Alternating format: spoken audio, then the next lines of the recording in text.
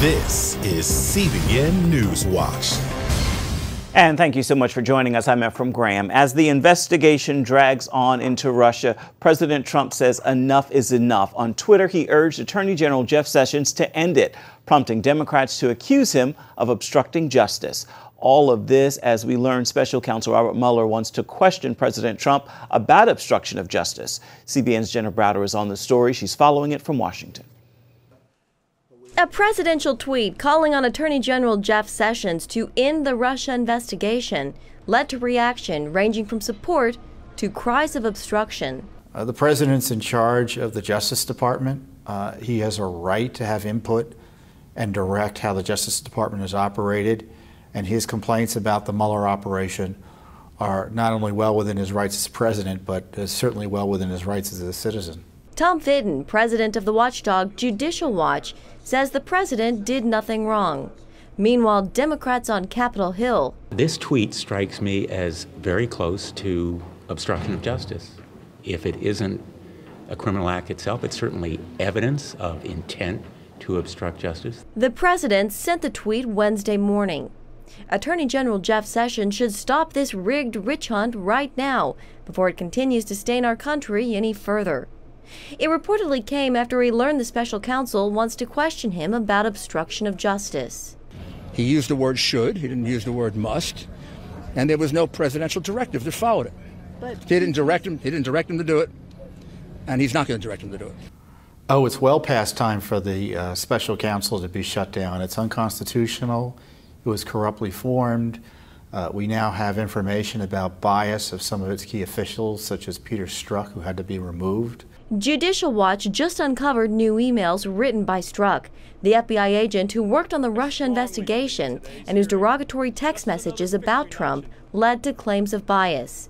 The emails show he was desperate to keep his security clearance as a senior counterintelligence official. So the question is, given his dishonesty and record of misconduct, should we trust what he was doing with these special authorities while he was in the Mueller special counsel operation? White House Press Secretary Sarah Sanders also commented on the president's tweet, saying it was an opinion, not an order. And one more thing, Attorney General Sessions can't actually end the investigation because he recused himself from the case. It would have to be Deputy Attorney General Rod Rosenstein. In Washington, Jenna Browder, CBN News. President Trump is following through on threats to sanction Turkey for the arrest and trial of American pastor Andrew Brunson. At the president's direction, the Department of Treasury is sanctioning Turkey's Minister of Justice and Minister of Interior, both of whom played leading roles in the arrest and detention of Pastor Brunson. Brunson was arrested back in 2016 and charged with links to a failed plot to overthrow the Turkish government, an accusation he denies. President Trump said Brunson is suffering greatly and that he needs to be released immediately. Inner-city faith leaders sat down with President Donald Trump at the White House Wednesday to talk about prison reform and helping Americans get back to work. The White House is working to push the First Step Act through the Senate. It is aimed to improve criminal justice reform and rehabilitation. President Trump thanked pastors, bishops, and faith leaders who are on the front lines helping those in their communities. Throughout our history, America's churches and religious leaders have called for change and have inspired us to care for and bring hope back to those in need. Ohio Pastor Darrell Scott, a Trump supporter, said he believes President Trump will be, quote, the most pro-black president, unquote, in his lifetime. You can learn more about this meeting and watch the pastor's prayer with the president at our website. That is cbnnews.com. Here now is a look at some of the other major headlines we're following for you today inside the CBN newsroom. The U.S. military is beginning the process of identifying the remains of Korean War service members handed over by North Korea last week. Vice President Mike Pence formally received the remains during a ceremony in Hawaii yesterday. Scientists plan to compare DNA with samples collected from families of troops still missing from the war. The agency usually also relies on any items that may have been found with remains, like uniforms, dog tags, and wedding rings. But North Korea only provided one dog tag out of all 55 remains. At least 20 people are dead after another Ebola outbreak in the Democratic Republic of Congo. This comes just 1 week after officials announced what they thought was the end of the outbreak that killed 33 people back in April. Health officials continue to work to stop the virus in its early phases after a catastrophic Ebola epidemic in West Africa 3 years ago that killed more than 11,000 people. The 103 passengers from the Aeromexico jetliner are resuming travels today, some even boarding new flights from the same airport in western Mexico just one day after their heroic escape. Video of a passenger took inside the plane shows it descending abruptly as it attempted that takeoff. Mexican officials say the crash was possibly due to a severe wind gust.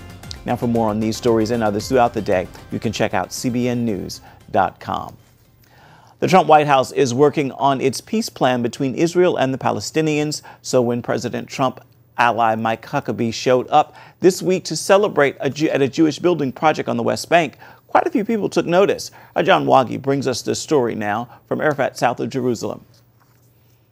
I'm building because, I may want to one day purchase a holiday home here in the front. Former Arkansas Governor Mike Huckabee is a veteran visitor to Israel, and this week he was invited to take part in a building ceremony in Efrat, capital of Judea, one of the largest clusters of Jewish communities in what the world calls the West Bank. To much of the world, this Jewish neighborhood under construction in Efrat is just another West Bank settlement and a target to be boycotted. But for the thousands of Jews who live here, this is the heart of Judea, very much a part of biblical Israel. As he put down some mortar on one of the 900 new homes in Efrat, Huckabee made the case that what's being built here is a bridge for peace. Every day, 1,300 Palestinian workers come to job sites here. They earn money for their families. And they don't just earn pocket change, they earn significantly better money than they would anywhere else. Efrat is located south of Jerusalem and north of the Arab city of Hebron, where Abraham, Isaac, and Jacob are buried. Efrat's mayor, Oded Ravivi, thanked President Trump for his support of Israel and invited him to come and see for himself how Jews and Arabs live together in Judea and Samaria, despite the global boycott, divestment, and sanctions movement. One visit here tells you the essence of the Jewish people, the essence of the Jewish history, the essence of the importance of the Jewish people building their lives here. Before he left Efrat, a reporter asked Huckabee how his faith shaped his views on the West Bank, the land promised to Israel in the Bible. I'm a Christian, so I'm not a Jew. But I also believe that if those promises which were made to the Jewish people are no longer valid, then why would I believe any promise that I would believe God would make to me would be valid? John Wagi, CBN News, Efrat. Non-stop monsoon rains have caused massive flooding in several provinces in the Philippines. In the central island of Luzon, rice fields are submerged in floodwaters. Many towns are isolated, but CBN disaster relief teams are getting through, delivering aid to stranded families. Lucille Talusan is with our CBN disaster relief team, and she brings us this story. Armando demonstrated to CBN News how he stacked up chairs and sat on them to save himself from the rising flood waters in his house. I asked rescuers to evacuate my son to a safe place, but I stayed behind because I don't want to be a burden to anyone. I was not afraid because I believe whatever happens, Jesus is with me. Armando is blind. Several years ago, his wife abandoned him and their only son.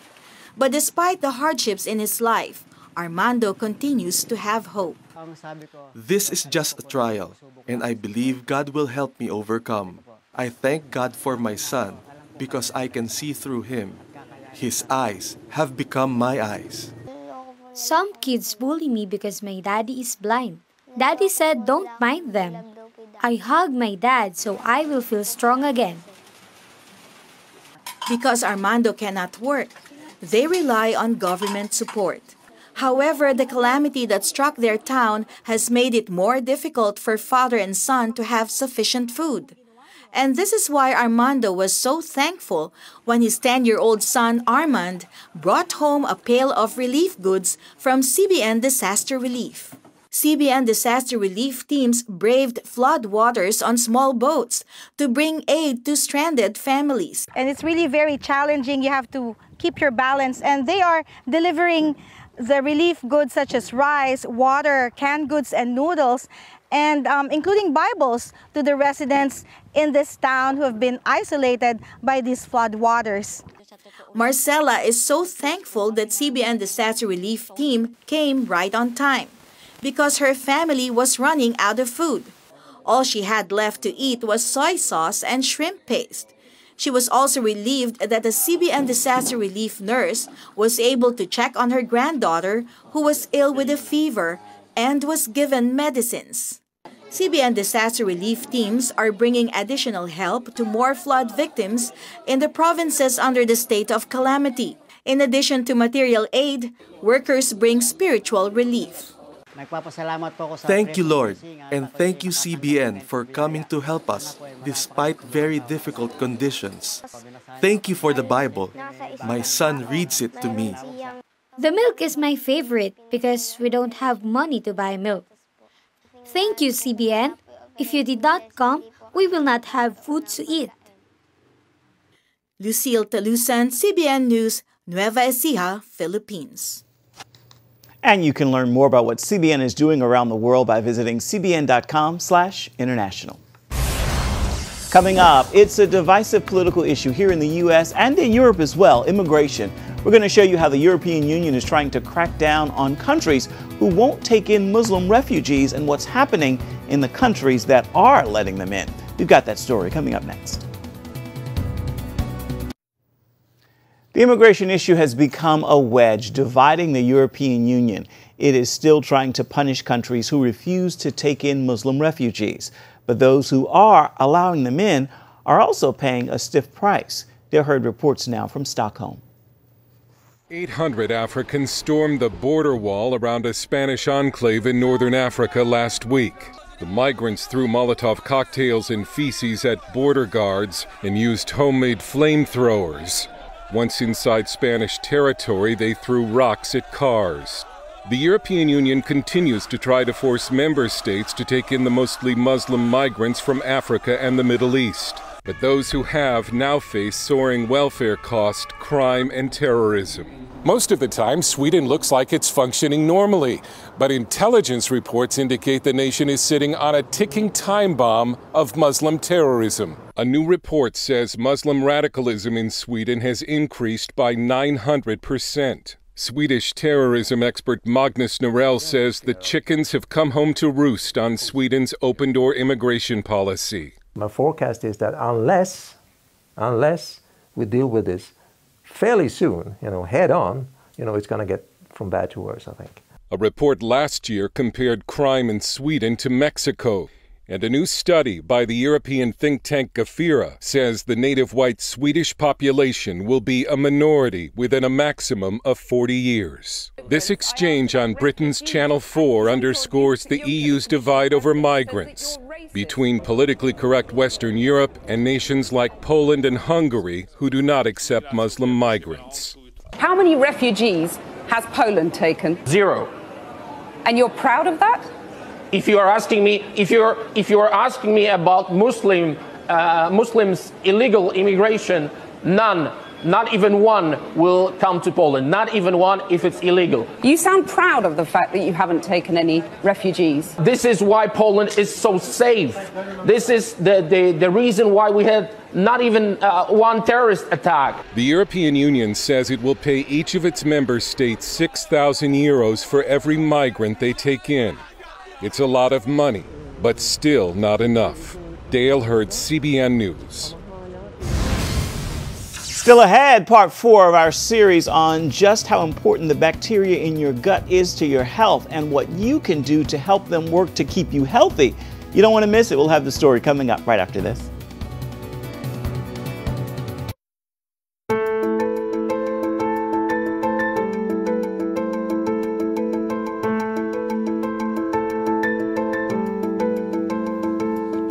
All this week, we've shown you medical evidence bacteria in your gut affects all aspects of your health. The key is making sure you have the right kind of these little creatures in your body. Today, CBN medical reporter Lori Johnson shows you what you need to do to make these bacteria work best for you. The good news is we can turn things around and build a better gut in 3 easy steps. Get rid of the bad stuff, Put good bacteria in our gut, then feed it right so it grows. Microbiome researcher Dr. Jay Bajaj recommends making a direct deposit by eating foods that contain these living, healthy bugs. The things that can help healthy gut microbes are diets that have fermented products, and by fermented products I do not mean beer. Fermented food contains good bacteria called probiotics. You can find it throughout your grocery store if you know where to look. Kimchi and other fermented vegetables are in the produce department. There's also kombucha, a fermented tea, and in the dairy department, kefir drinks and yogurt, the right kind of yogurt. You have to be very careful when you look at the nutritional information that you do not take yogurt that is so high in sugar that it actually negates the beneficial effect of the microbes in it. In addition to food, probiotic supplements can also help build levels of good bacteria. According to Dr. Gerard Mullen, author of The Gut Balance Revolution, you must choose carefully because all supplements aren't always the real deal. If I'm in the store, I would go more towards where there's a refrigerator. For some people, 10 billion a day is fine. For others, 30 billion is the sweet spot. Yet if some people are really sick and they need it as a therapeutic rescue, like you have people with what they call ulcerative colitis who are quite ill, and they found that those who took 1 trillion or more bacteria a day of a very highly purified brand called VSL3, they actually were able to induce remission when they failed even heavy doses of medications. Researcher Dr. Gail Cresci says the next step is to take care of the good bacteria living in our body. I like to think of the gut microbiome. You have trillions of pets living inside your intestinal tract. And just like you would feed your cat or your dog, you want to give them good food. You also need to think that when you're eating, you're not just fueling yourself, you're fueling all those little pets living inside of you. So you need to feed them what they want to be fed. And if you do, then they'll behave properly for you, right? And that's where prebiotics come in, namely fiber. All of these have different forms of fiber, right? And when you consume different vegetables, each of them will have predominance of one fiber versus the other. Same with fruit, but instead of reaching for old reliables like bananas, which contain high sugar, try berries instead. And the list goes on. Radishes, jicama, dandelion greens, whole grain oatmeal, flaxseed, and beans all give you fiber. Often I'm asked, how do you recommend people eat? And I say it's really simple. You can ask yourself a question. Did God make this or did man make this? Did God make a Twinkie? No. Did God make an avocado? Yeah. And one of the best things we can do for our kids is start them off on the right road to a healthy gut. Really about the age of 2 to 3 is where the child's microbiome is more reflective of what you'll see as an adult. Primarily, the colonization of the gut microbiota occurs through the delivery process. The factor is whether you're born through the vaginal canal, natural childbirth, and we acquire the maternal flora, or a C-section, which has skin microbes, which can be more harmful for us. And it's harder and slower to develop the microbiome when you're born by C-section. Breast milk actually has probiotics and has prebiotics in it as well. And formula companies realize this and try to mimic breast milk as much as possible. And they may have some formulations that have added prebiotic and probiotic, but it's not enough. It's not like that entire composition that you get, what you find in breast milk. Then as kids get older, keep them on the straight and narrow by exposing them to diverse good bacteria in solid food and nature. Our body gets exposed to bacteria and our immune system develops around that, and that sets your lifetime immune system up.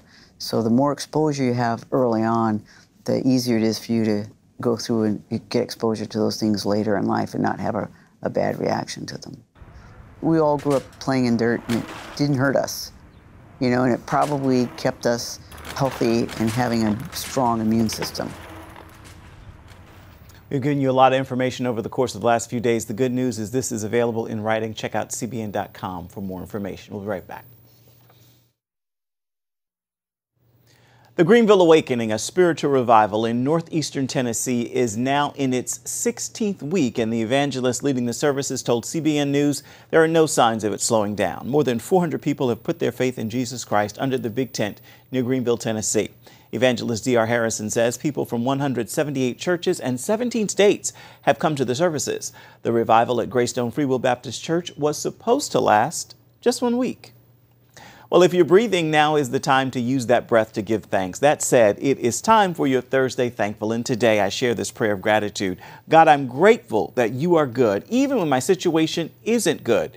You remain a great God, and you are a great God worthy of all praise. With that word, I hope you will join me in making this a very thankful Thursday. That's going to do it for this edition of CBN NewsWatch. Thank you so much for watching. Remember, you can find more of our exclusive coverage of the issues you care most about at cbnnews.com. And we'd love to hear what you think about the stories you've seen here today. You can do that by emailing newswatch@cbn.com. And of course, you can always reach out and touch us on Facebook, Twitter, and Instagram. Remember, the news continues 24/7 at cbnnews.com. Be sure and join us right here again tomorrow, the same time. We look forward to your company. Thanks again for watching. Make this a thankful Thursday. We'll see you right back here tomorrow. Goodbye, everybody, and God bless you.